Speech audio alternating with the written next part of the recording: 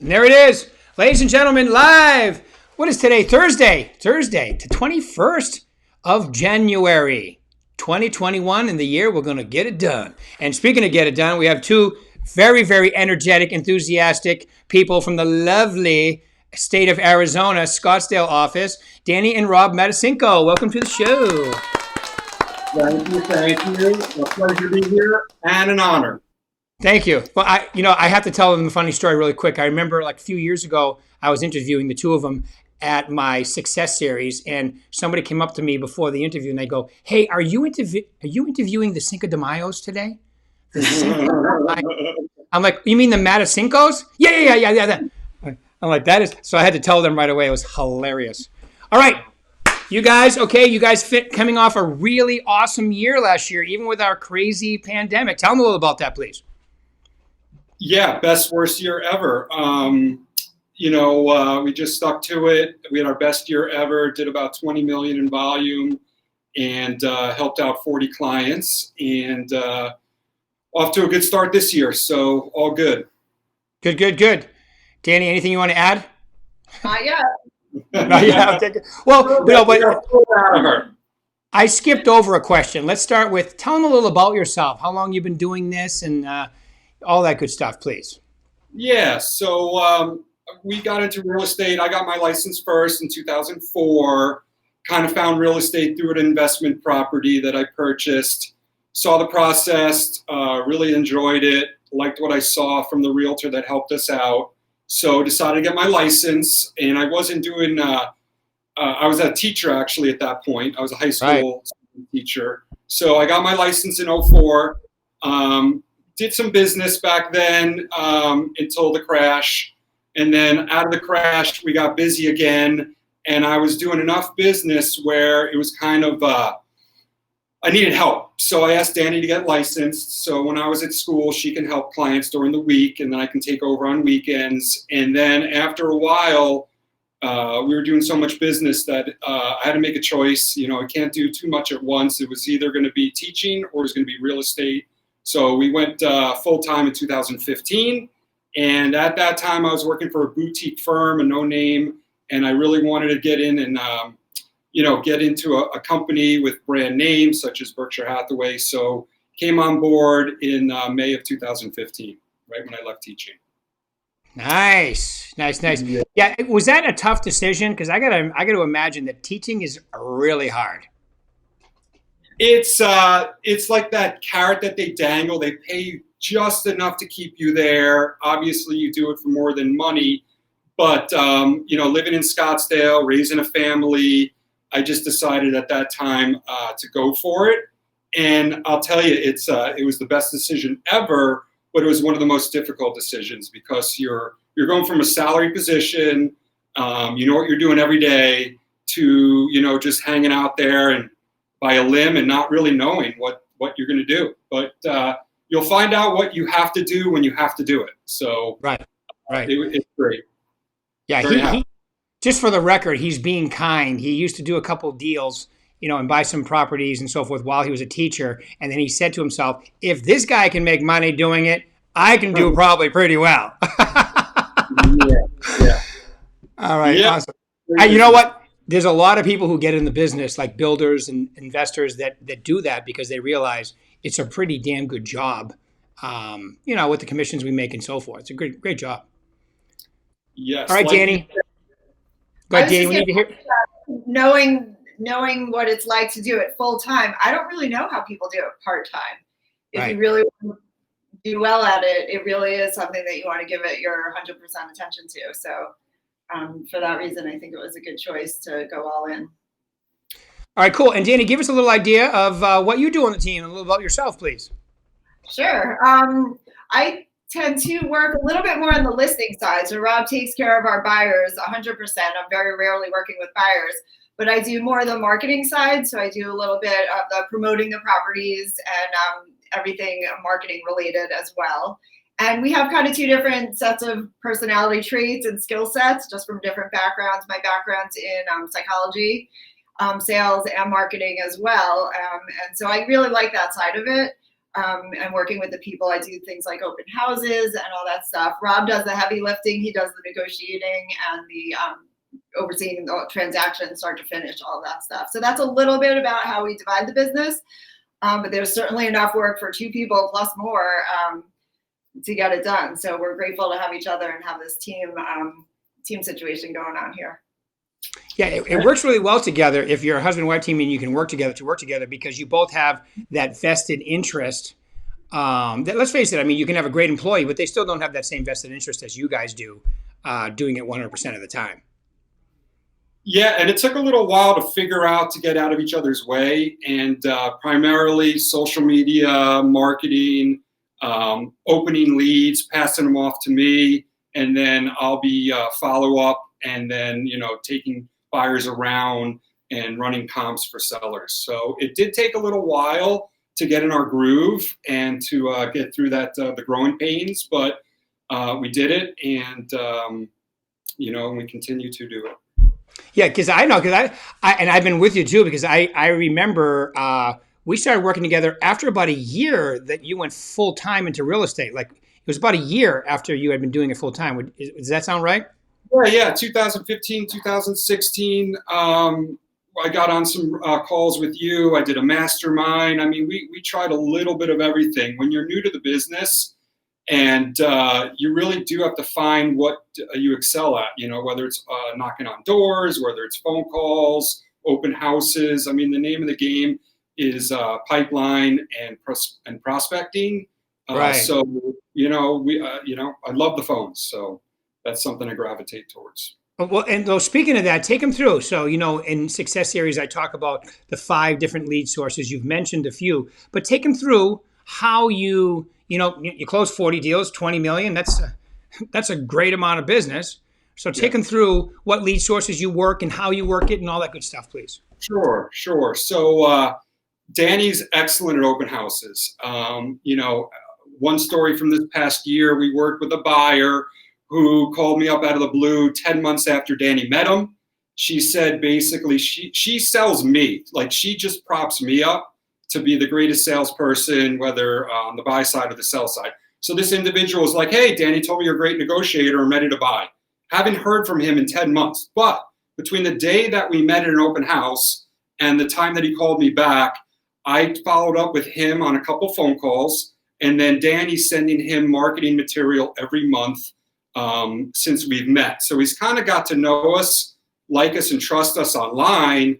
He's not returning my phone calls, but when he was ready, he called back. So number one is an open house. One of our goals is to get a deal out of every listing we have. So every listing that we take, our goal is to somehow parlay that into another sale, whether it's introducing us to a neighbor or finding someone a buyer that came in unrepresented, or finding someone in an open house. And then I'll, obviously circle marketing. I'll make phone calls around an area of a home that we listed or we sold. So that's number 2 is phone work. And then obviously it's sphere of influence. It's staying in front of people that we already did business with. I'd say like a little more than half of our business was repeat clients or a referral from someone in our sphere of influence, or a business referral, like a divorce lawyer or such like that. So we're always keeping in touch with people, asking them, reminding them that we're still in the business. Am I missing anything? We'll do a postcard. Every once in a while, we'll get some calls off a sign or a postcard. But primarily, it's phone calls, it's open houses, or it's people we know and we stay in touch with. All right, cool. Dani, anything you want to add to that? Like maybe social media?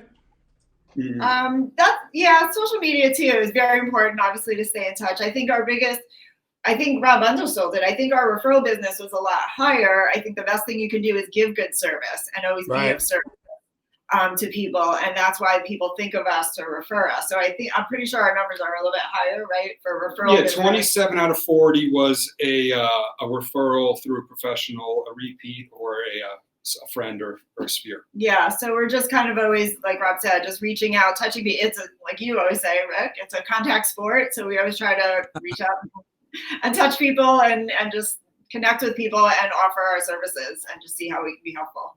Yeah, Dani kills a social media game. She's on Instagram. I'm not. I'm You do. Listen, So humble. I'm doing it. I'm outside my comfort zone. I'm getting it done in 21, whether I like it or not. Well, speaking of full contact, I know that this weekend coming, usually you get your whole farm intoxicated. I mean, they drink the beer that they made. Tell them a little about that. Even though you can't do it this year, tell them what you normally do this weekend. Now, Dani, I just want you to know that as a psychologist, you need to work with him because he really misses the Patriots in the playoffs this year. I just want you to know that. Yes, so true. Yeah, so I brew beer. I've been doing it for 20 years.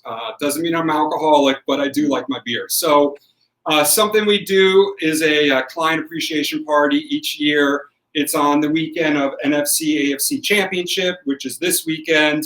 We'll do a catered event. We usually have an open house, meaning we open our house from like 11 to whenever, like seriously, 10 o'clock at night. We watch both games. I'm brewing beer. And then we do a beer naming contest where everyone attending will get to name the beer, and then we'll pick and draw out of who we like as a winner. So, part of the whole experience of a client party is a touch before the party. So we get to call everyone and invite them, besides an email. And then we get to call them the week of and then talk to them about them and the party. And then we get to see them at the party. And then we get to call them afterwards and tell them how wonderful it was to see you.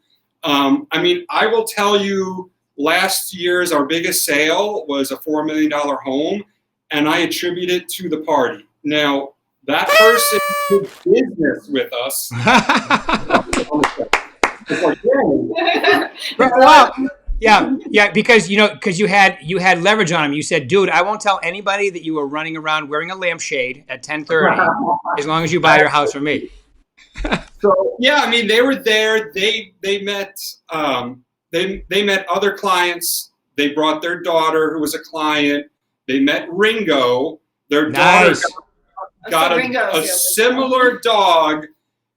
It just all clicked, and they could have supported another realtor, and they went with us. And I think it was the relationship and that party really cemented both the husband and the wife to really see that we are real people. We're not just realtors, and we are going to miss the party this year. I think it is an important part of our business, and we're just going to have to adapt and do something else this year. And I don't know what it is, but we're going to have to do something. Have it, see if you can have it virtual. Everybody while watching the game, and that might be cool. I know. I'm thinking of brewing and then having a Zoom, a real quick Zoom, like a 10-minute, and then doing a pop by and bringing some beer to people. Yeah, a pop by with a pint. There you go. Pop by pint, right? Pop by pint. There you go. Our appreciation to our clients and making sure that they know that it's kind of the least we can do, and we look forward to it. It's a good time. Yep. Good. Okay. So I want to we come to that time where I ask you my favorite question, and that is, knowing what you know now, okay, to the new agent or the agent taking it to the next level, what would be the three most important, and elaborate please, the three most important things you would tell them to do with their business? You want me to tackle it? Yeah, go ahead. Well, I think writing down goals is so important. Numbers count. You need to aim for something, right? So I write my yearly goals out. You remind us in October to come up with our goals for the next year. And I look at those goals constantly. I break them down from an annual to a monthly to a weekly to a daily, and it really keeps me on track to obtain it or come close to it. If you pick a lofty goal and you don't make it, it's not the worst thing in the world. But I think you really need to write your goals down to go from your mind to a piece of paper. It just takes it to another level. Yeah. So the magic happens when you put your goals in writing, and we have that simple business plan. So that's great. Awesome. Yep. You can reverse engineer your year. If you know what you want to aim for, and you know what your average sales price is, how many houses you need to sell. And if you know your numbers, like how many calls it takes to get an appointment, how many appointments it gets to get a listing, you got to do it. I love it. Reverse engineering. That's a great way to say it. All right, Danny, you got to give one too. What would you say? So that was a great one. Write your goals down, have a plan. Because people, see, I can't tell you how many times they say to me, well, I have my plan in my head. I always go, that's a dangerous spot to have it. It really is.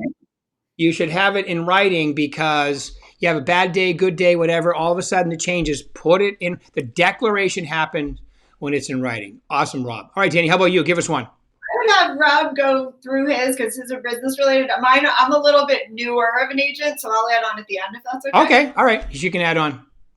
Okay. So number two. Number to help two. new agents. I would say that. To not helping new agents, try a little bit of everything. You know, everyone has a different personality here, and you really got to leverage what you do well. And for you to find out what you do well, you really have to try a little bit of everything.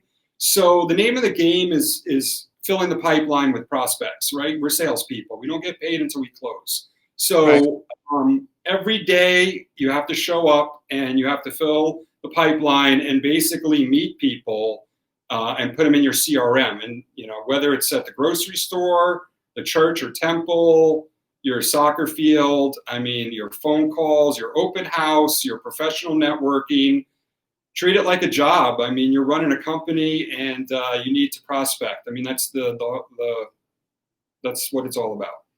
Yep.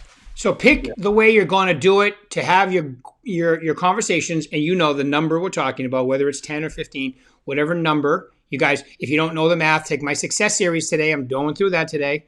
And I love that because that's what you do. And like you said before, I love the phones. You love door knocking. You have all those different ways of connecting with people. So pick the way that you're most comfortable, I would say, but even add a little uncomfortable. Like, you know, if I'm already good, like you guys are really good at your sphere and you're really good at your farm, but you know, you got uncomfortable for a while doing old expireds. That wasn't comfortable at first, you know, so pick something that makes you a little uncomfortable to add to the equation. It could be social media. It could be interviewing like you're doing. It could be interviewing professionals. It could be picking a farm. And, you know, we have a farm. We haven't moved in like 17 years. We love our community. I'm doing a 5 with Rob, social media. It's a business spotlight interview. So I get to interview someone locally. They share my face, my branding with their sphere. I do the same with theirs. And I actually got a phone call from an agent who wants to come on the group because they saw my interview and they liked what they heard. So you never know. Yeah. Add to the team, baby. Woo! Ringo needs some help. That's right. All right, so give me number 3, please. Okay, this one's really easy. Everyone go home and make a baby. And if you can't do that, go buy a dog. Okay, I just want to know, ladies and gentlemen, that was a first right here on Facebook Live. I've never heard that one for a prospecting technique, but that's a whole different type of prospecting. Babies and puppies sell, so it's a no-brainer. So like you're talking about using Ringo, like Ringo has his own Instagram page and so forth. Right. A cute puppy or definitely a baby, like the guy next to you over there, Curtis, one office over, he just had a baby. I'm assuming you guys don't want a new baby, so the puppy's perfect. Puppy's perfect. We're going to put together like a yappy hour with some people and, you know, just get together. So, I mean, in all seriousness, maybe the last one might be, you know, treat this like a business. We're all solo entrepreneurs. Obviously, we're under the umbrella of Berkshire Hathaway. But, you know, you got to know where to put your marketing money. You need to know to hire right and when to hire. You know, 2 years ago, we hired an assistant. So it's kind of like a padding between Dani and I. We have the assistant down the middle. So she can't yell at me. I can't yell at her. We just both yell at Catherine. But, you know, hire when you can and treat it like a business, like, you know, wake up and get to the office or work from home. So, Dani, you need to add something. Yeah. No, those are all really good points. I would say I would just add, because I'm a little bit newer, I would add, just to, it sounds so obvious, just to be yourself. Yeah. when you show up. That's what people like. That's what people connect to. And I don't know, people that know me. I tend to overcomplicate things. So I do want to share for a newer agent. When I was new, I would over prepare for everything, and you don't need to do this. So this is my little tidbit for newer agents. Before I pick up the phone and call someone, or before I went to an open house, I would like, if I didn't know the comps or what the house next door sold for 4 years ago, I wasn't like ready. So you don't have to be that ready. You just have to be prepared. Obviously, if you're doing an open house, you want to be able to sell the house. So you should know the house. You're there to sell that client's property. So you want to know the neighborhood and all the good points about the house, obviously. But to impress someone, someone who comes in, you don't have to do that. You don't have to over prepare. It's really about them. They're never going to quiz you. It never happens. Right. They're not going to expect you to know all that stuff. You just have to be, Just if they do ask it. you a question, Just do get it. back to them with the information. So don't overthink it. Just be yourself. And it's just a reminder. It's about them. What service are you providing them? What do they want to know? How can you help them? It's about the client. Just reach out, say hello, and just be yourself. They'll be happy. So that's what we try to do with people. I love it. Yeah, my little joke is be yourself. Everyone else is taken. Right? Yes, So that's it. Yeah. be yourself, because let's face it, it's so much easier to be yourself. Plus, when you're being inauthentic, especially on social media, it's really obvious. Really obvious. Okay. Well, hey, guys, perfect timing. We're right at 25 minutes. So you guys, any final words of wisdom you want to leave them? I would like to ask if there's any realtors out there in the Nevada or California markets who have any questions about Scottsdale, the Phoenix metro area. Please call us, 480-REALTOR. Hard to forget that one, 480-REALTOR. 480 Realtor. All right, I love it.